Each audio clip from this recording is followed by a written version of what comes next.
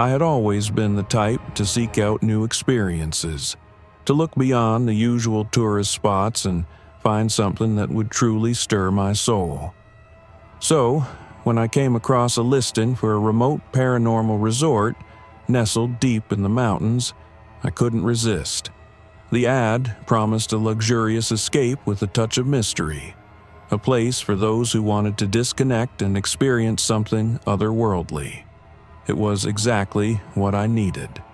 The resort's website was sleek, professionally designed, yet something about it felt off.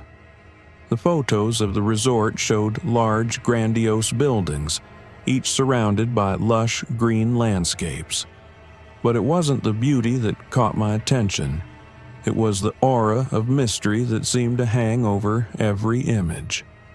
The descriptions on the site were vague, almost too perfect, promising a peaceful getaway with a slight edge of spookiness. I figured it was all part of the allure. I called the number on the website, eager to get more details. The phone rang only twice before a calm, soothing voice answered. "Welcome to the Hollow Grove Resort. How may I assist you?" The voice belonged to a woman with a soft, melodic tone. Her voice was comforting, but something about it made me uneasy. "I'd like to book a room," I said, trying to ignore the unease bubbling in my stomach.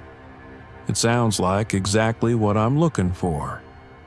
There was a long pause before she responded. "Of course. We have a few rooms available for your dates. Will you be staying for one night, or would you like to extend your visit?" "One night is fine," I replied, smiling despite myself. "I'll be arriving on Friday." "Wonderful. We will reserve the best room for you. Just a heads up, the resort is nestled deep in the woods. There is no cell service and the roads can be a bit tricky. We recommend arriving before dark." The woman's voice was polite but insistent, urging me to be mindful of my arrival time. I thought it was a little strange, but shrugged it off. I had dealt with worse driving conditions on my road trips. The mention of no cell service felt odd, but the idea of disconnecting was part of the appeal.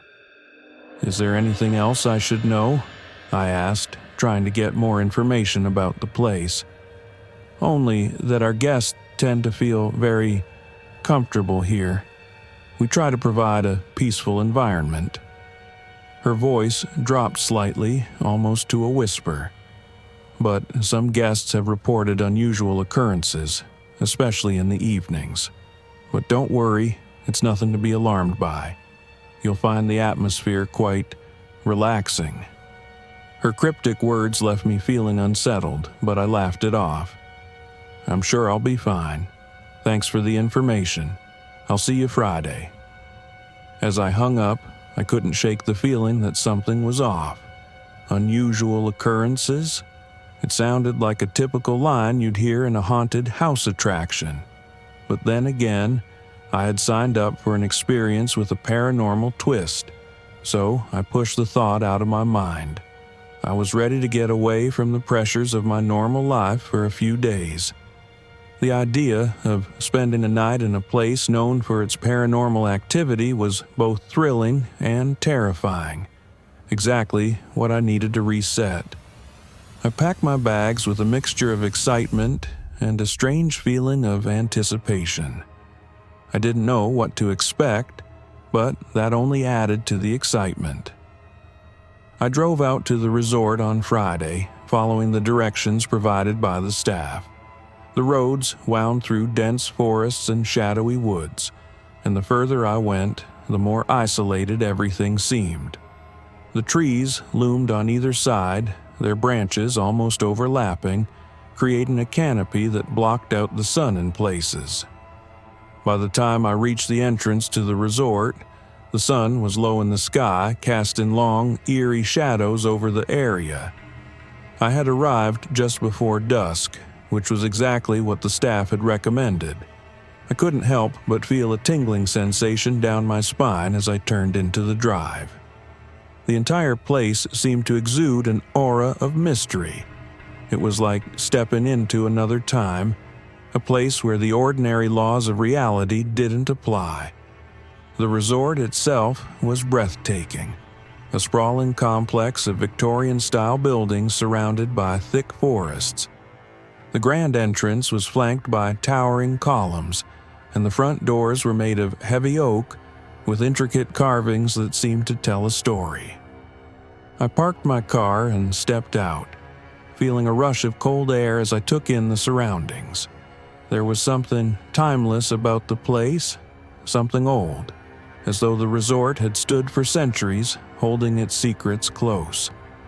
A woman in a long, dark dress greeted me at the entrance. She was tall, with dark hair pulled back into a neat bun, and her eyes held a quiet, knowing look. "Welcome to Hollow Grove Resort," she said, her voice soft yet authoritative. "We are delighted to have you here." Her presence was calming, but there was an undercurrent of something strange, something unseen. She led me inside, and the warmth of the grand lobby enveloped me. The fireplace crackled softly, and the scent of wood and lavender filled the air. It was beautiful, but there was a strangeness to it all, like a place where time stood still. But at what cost? "Your room is prepared." She gestured to the staircase leading up to the upper floors. "Enjoy your stay, and if you need anything, do not hesitate to ask. We will leave you to settle in." I nodded, trying to shake off the creeping unease that lingered in my chest. I had come here for something different, after all. The thought of spending the night in such a strange, isolated place held its own allure. But as I climbed the stairs to my room, I couldn't shake the feeling that I wasn't just staying at a resort. I was staying at a place that had its own history, a history that I was about to uncover. As I settled into my room, the evening crept upon the resort like a shroud. The room itself was charming, decorated in a way that felt timeless. Luxurious linens, soft velvet curtains, and antique furniture that looked like it belonged in a different era. The warm glow from the ornate lamps cast soft shadows across the walls, giving the space an almost dreamlike quality. Everything was perfect, too perfect. But beneath the surface, something felt off. I shrugged off the sensation and decided to explore the resort. I made my way downstairs and wandered into the main lounge area, a sprawling room with a high ceiling, large windows that framed the woods outside, and a massive stone fireplace that crackled with flames. The soft hum of the grand piano in the corner added to the atmosphere, but there was something about the place that made me feel watched. It wasn't overt, but it lingered, like eyes following my every move. As I took in the grand architecture, I noticed the guests. They were all gathered in small groups, seated by the fireplace or at tables, speaking in hushed tones. They didn't seem to be talking about anything specific, just vague, disconnected conversations that never quite finished. There was something unnatural about them, but I couldn't put my finger on it. The first thing that caught my attention was that no one ever seemed to move. There they were, sitting in their places, frozen in time like statues. I tried to make eye contact with a couple sitting near the fireplace, but when I smiled, they merely nodded in response, never once turning their heads to fully acknowledge me.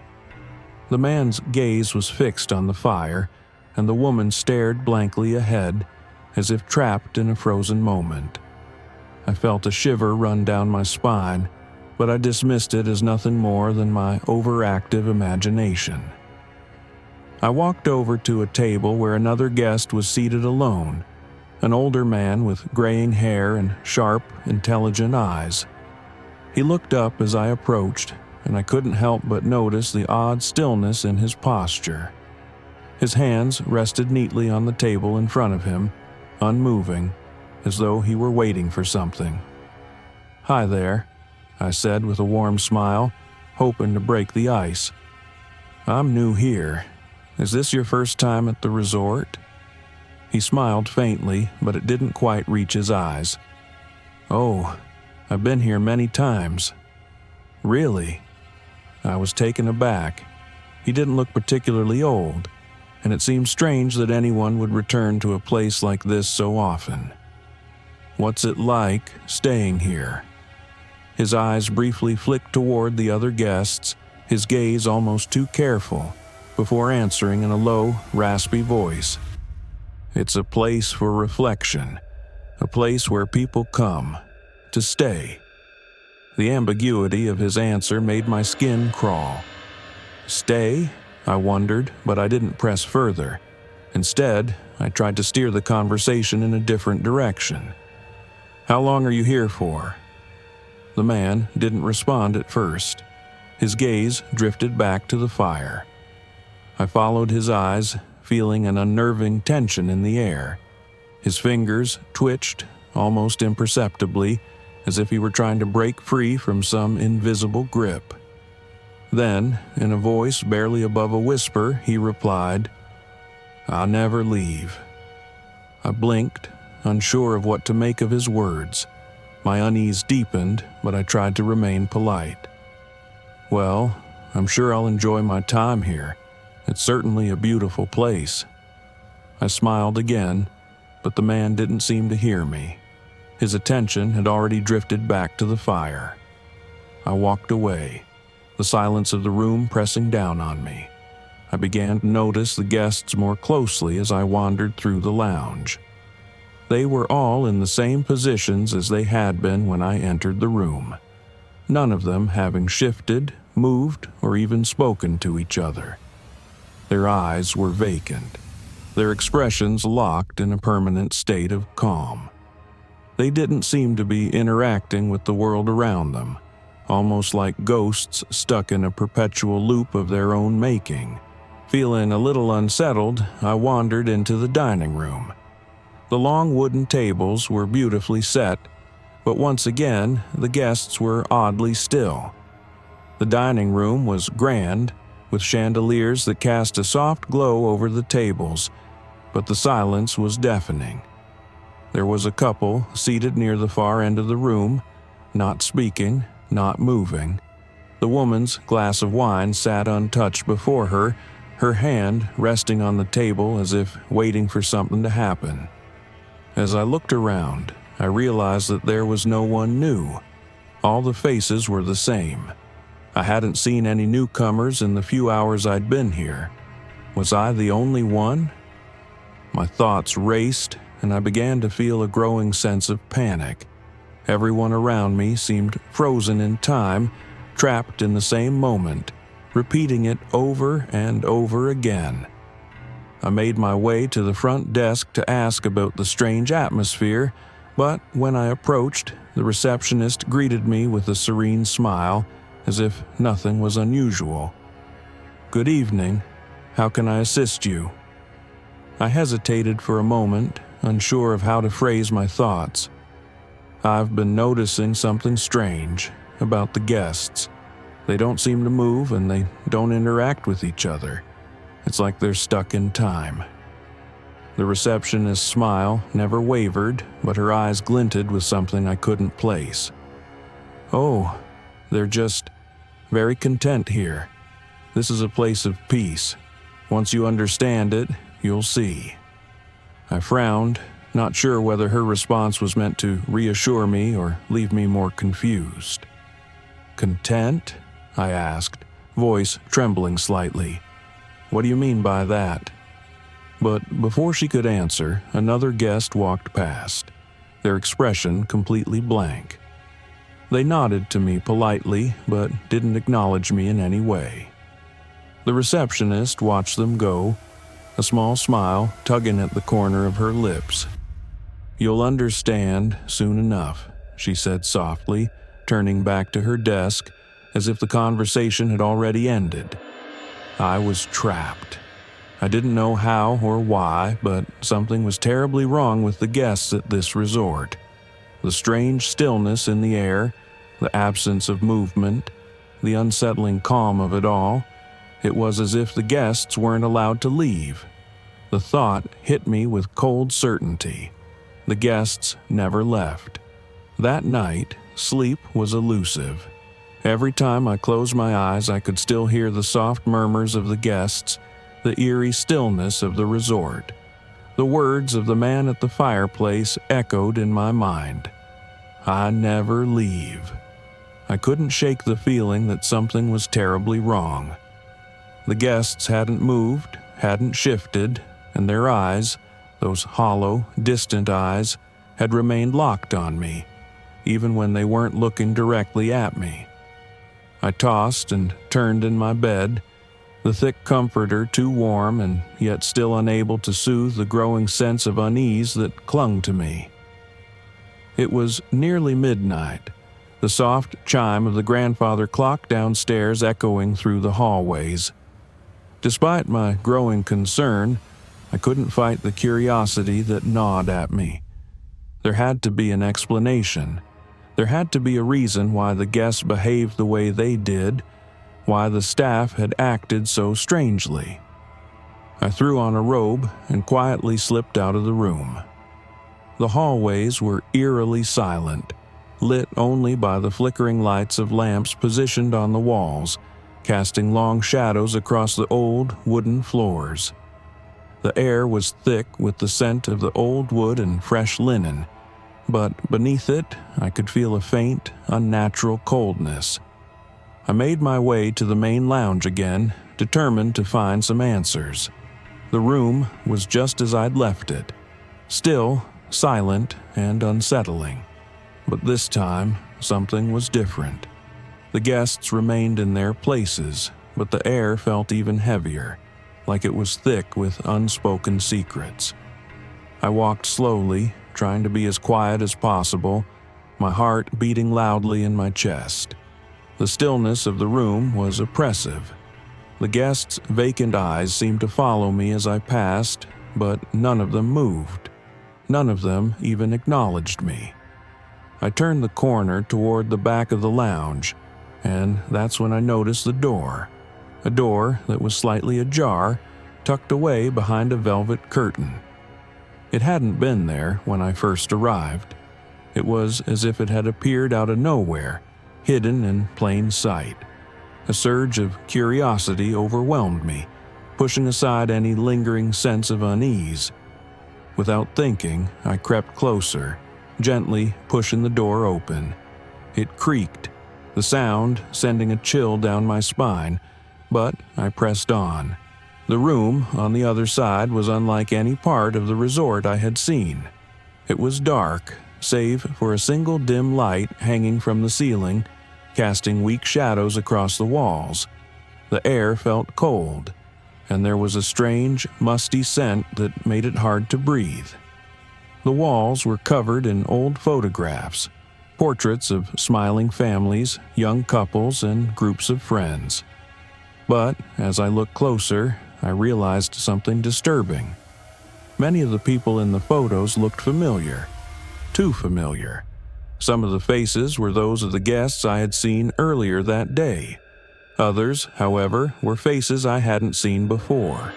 Faces of guests who had stayed long before I arrived. I took a few more steps into the room, my pulse quickening as I surveyed the photographs. It was as though the resort had absorbed its guests over time, preserving their memories on the walls in a silent testament to their stay. But what was most unsettling were the dates on the photos. Old photographs from decades ago, some dating back over 100 years, with the same guests in the same positions. I couldn't understand it. How was this possible? These people couldn't have been here all this time. Could they? My eyes scanned the room further, falling on a small desk in the corner. On it sat an old, leather-bound ledger. The pages were yellowed with age, but the handwriting was neat, the ink dark and crisp. I walked over and opened it, my fingers trembling as I turned the first page. It was a guest book, but unlike any I had ever seen. The names of the guests were written out in neat, precise handwriting, but as I turned the pages, I began to notice something strange. Some of the names were listed under multiple years, some going as far back as the early 1900s. Names that were repeated every few decades with no gaps in between. I flipped through more pages, the blood draining from my face as I saw names I recognized. Guests who had been at the resort just a few hours ago, their names written as though they had never left, their stays extending through the years. The dates were too specific, as if the guests had been arriving at regular intervals, trapped in an endless loop of their visits to the resort. The hairs on the back of my neck stood on end, and the room seemed to close in around me. I could hear the faintest rustling behind me. Footsteps. I spun around, my heart pounding in my chest, but there was no one there, just the still, silent air of the room. I slammed the book shut and backed away toward the door, my mind racing. The questions flooded in. What was this place? Why were the guests trapped here? Was the resort cursed? And most importantly, why hadn't anyone warned me about this? Suddenly, I heard a voice, soft, barely above a whisper, coming from behind me. I froze, the words barely audible. "You can never leave. None of us do." I turned quickly, my breath catching in my throat. The woman I had spoken to earlier, the one who had seemed so welcoming, was standing in the doorway, her face expressionless. But her eyes were filled with something darker now, something I hadn't seen before.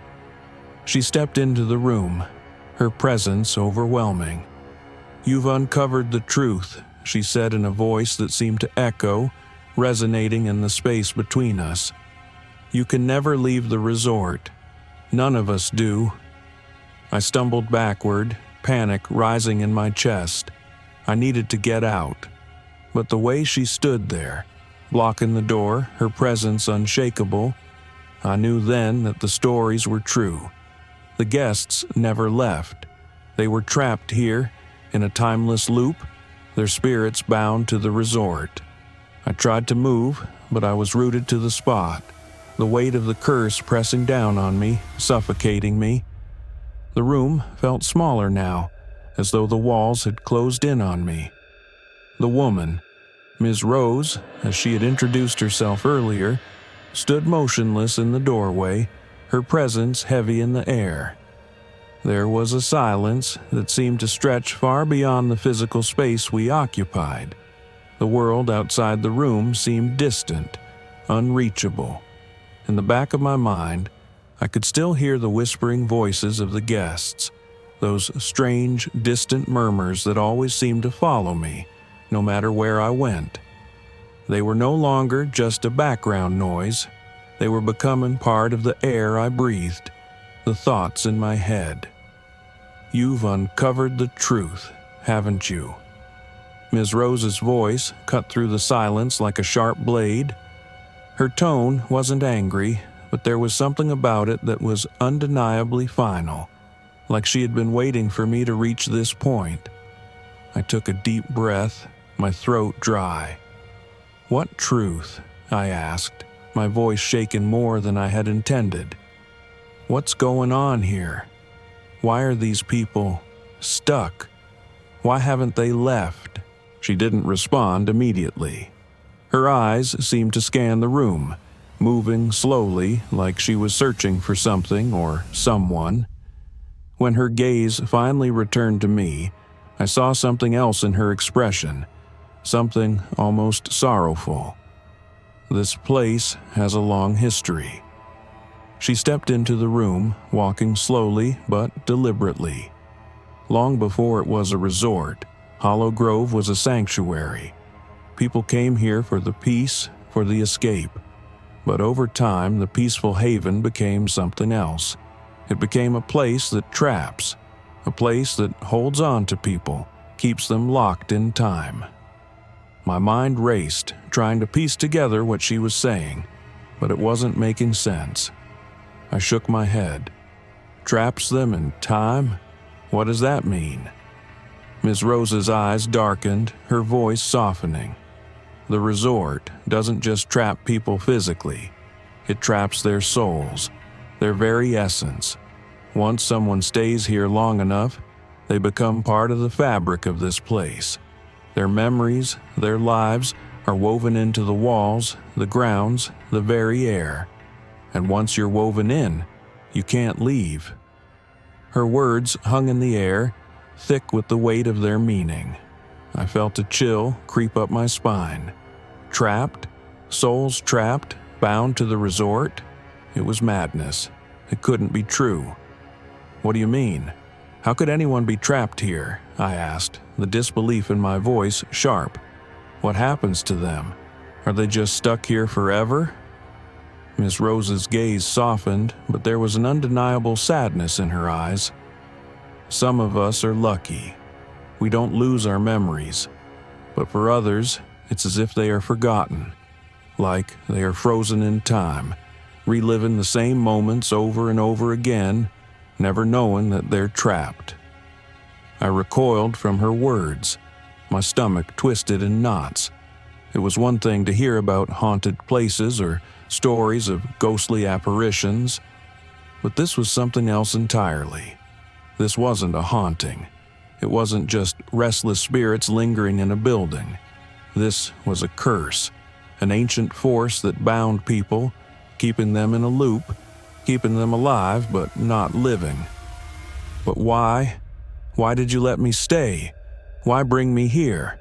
I demanded. What do you want from me? She stepped closer, her face softening, as if she regretted what had to come next. We didn't bring you here. You chose to come. Just like everyone else who has stayed at Hollow Grove, you were drawn to this place just as they were. The realization hit me like a thunderclap. I hadn't just chosen this resort for a getaway. I had been lured here, just as the other guests had been. Hollow Grove was a place where people came seeking rest, but what they found was far from it. They found a prison. You can't leave once you've stayed long enough. Ms. Rose's voice was quiet now, almost resigned. None of us can. We tried, we all tried, but the resort doesn't let you go. It needs you to stay. It needs you to become part of its history, part of its very essence.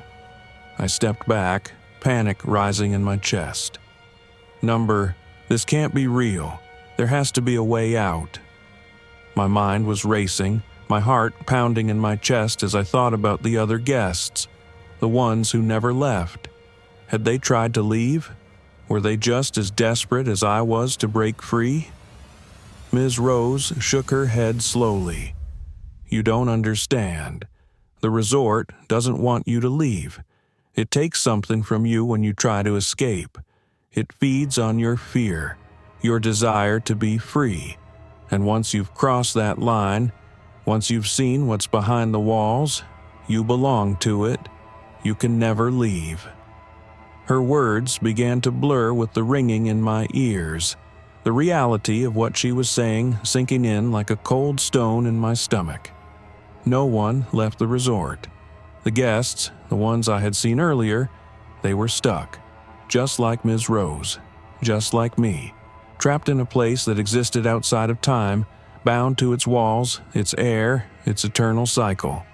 I turned, desperate to escape.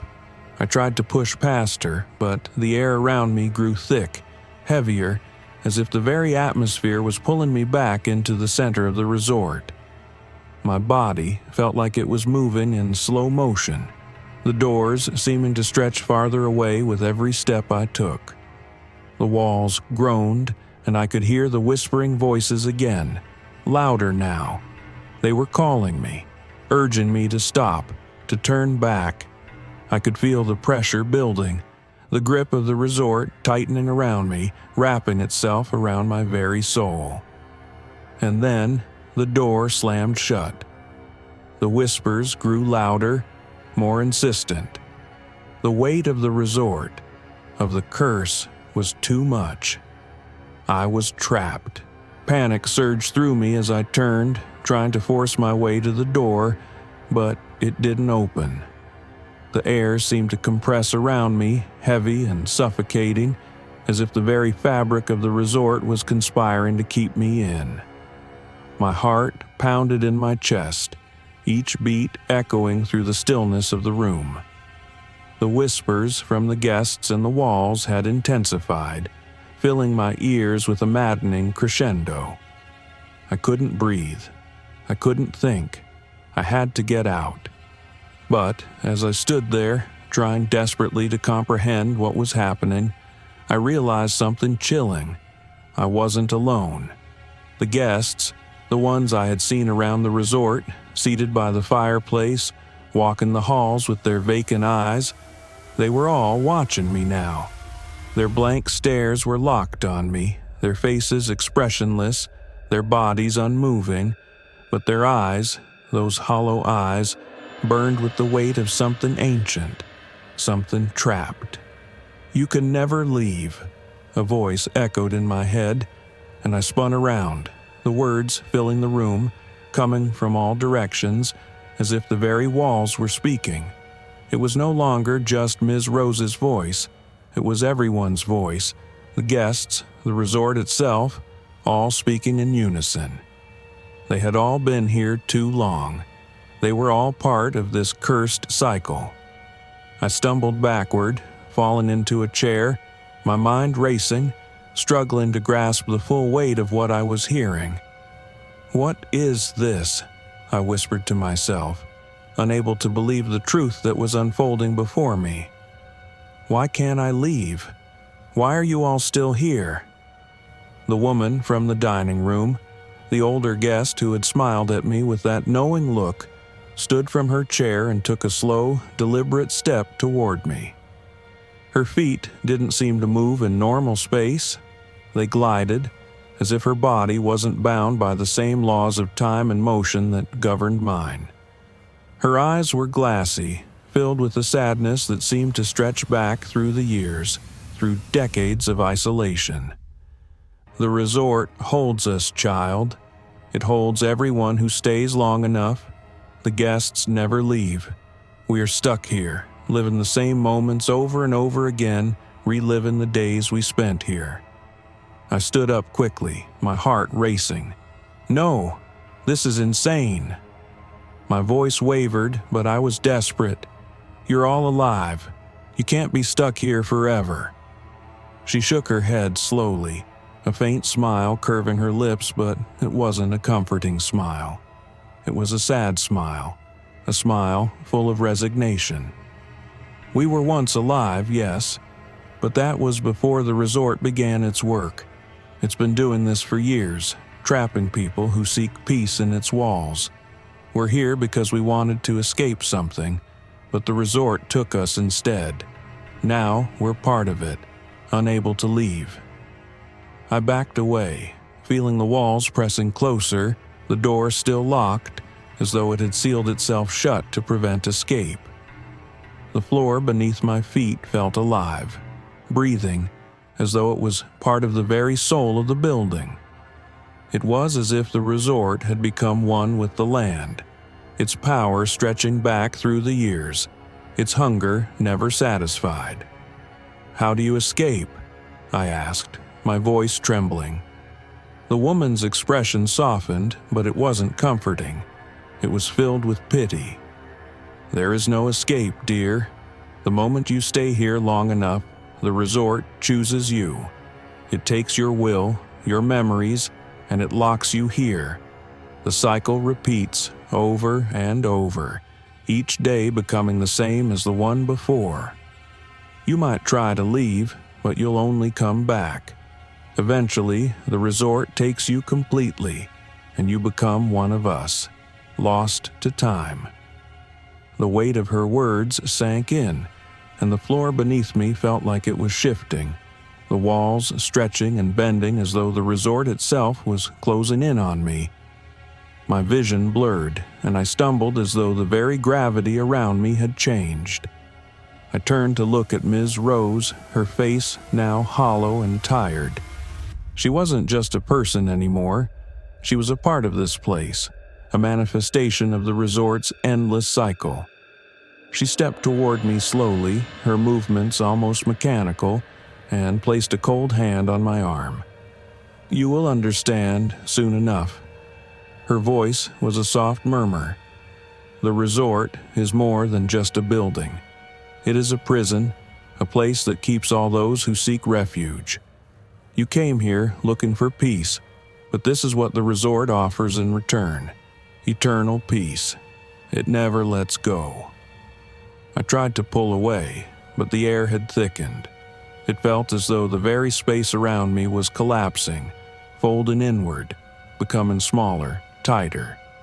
The guests, all of them, were still watching, their eyes now empty, drained of emotion, yet still following my every move.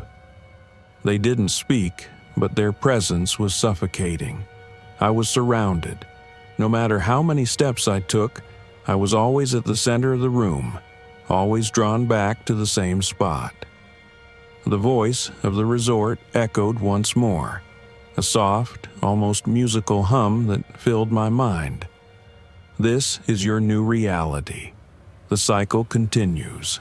I could feel the pull of it, the inevitability of the loop that had consumed the other guests, the force that had trapped them here, and was now working its way into my own thoughts, my own soul. I wanted to scream, to fight back, but the more I struggled, the more the walls seemed to close in. The air grew heavier, and the voices around me became louder, more demanding. "It's time," Ms. Rose whispered as she stepped back, her figure slowly fading, her presence fading with it. I took one last glance at the door, the only escape I had left. But it was no use. The door remained locked, the air too thick, the cycle too powerful. I was trapped. I stood frozen, my chest tight, as the weight of the situation pressed down on me like an immovable force. The walls felt as if they were closing in on me, the room shrinking with every breath I took. The guests, still seated in their silent positions, were no longer just witnesses to the curse of the resort. They were part of it, living in the endless loop of time that the place had created. Their faces were all the same, frozen expressions of resignation, their souls absorbed by the very walls around them. I could feel it now. The pull of the resort's curse was stronger than ever, and I was beginning to lose the fight. Every instinct told me to run, but the escape was impossible. The resort had claimed me, just like it had claimed them. I could hear the soft, insistent whispers in my mind, urging me to surrender, to let go. "You don't have to fight it." The voice of Ms. Rose echoed through the room, though she was no longer in sight. It was like the words were coming from everywhere. "The resort gives peace to those who accept it. It takes you into its fold and grants you eternal rest. You will never want for anything again." It was tempting. The idea of being free from the burden of choice, of constant movement, of the relentless pursuit of escape was alluring.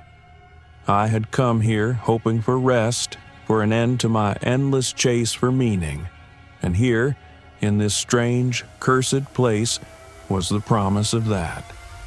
The resort would take away the pain, the uncertainty, the worry. It would keep me here, safe, in a timeless cycle where I would never have to worry again. I would never have to leave. But there was something within me, a resistance, a sliver of my true self still fighting to break free, to escape the cycle. I wasn't ready to surrender, not yet. I turned, looking back at the guests. They sat silently, frozen in time, their eyes staring into nothingness. Could I become one of them? Could I accept my fate and join their endless wait, locked in a place where time had no meaning? Or could I somehow break free, find a way out before the resort consumed me entirely? The silence in the room was deafening. and the oppressive weight of the curse seemed to press harder on my chest. The air was thick with a heaviness I couldn't shake. Every part of me wanted to close my eyes, to stop fighting, to give in to the comfort of the resort's embrace. But I knew, deep down, that if I accepted this fate, I would lose everything. My memories, my identity, would become just another layer of the resort's ever-expanding history, a ghost among the hundreds before me. The whispers began to crescendo in my ears, their voices urging me to let go. Stay. Accept the peace. We are all waiting for you. It was no longer just the guests. The resort itself was calling to me, pulling me deeper into its embrace. The walls seemed to pulse with energy, and I could almost feel the weight of centuries of trapped souls surrounding me. I took a step backward, my legs shaking, my mind racing. How could I leave? The thought seemed impossible. The resort's grip on me was too strong. I tried to move toward the door, but the pull became stronger. It was as if the very air was holding me in place, keeping me from making even the smallest movement. I was caught in its web. "You can't leave," the voice of Ms. Rose said again, more forceful now. "The door is locked, and even if you could escape, you would never be free. The resort will always find you. It always does."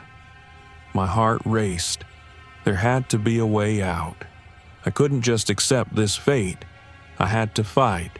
I had to find my way out of this prison.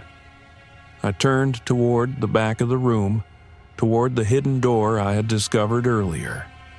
The one that led me to the truth, to the ledger of trapped guests. Could it hold the answer to breaking the curse? Or was it just another part of the resort's design to keep me from leaving?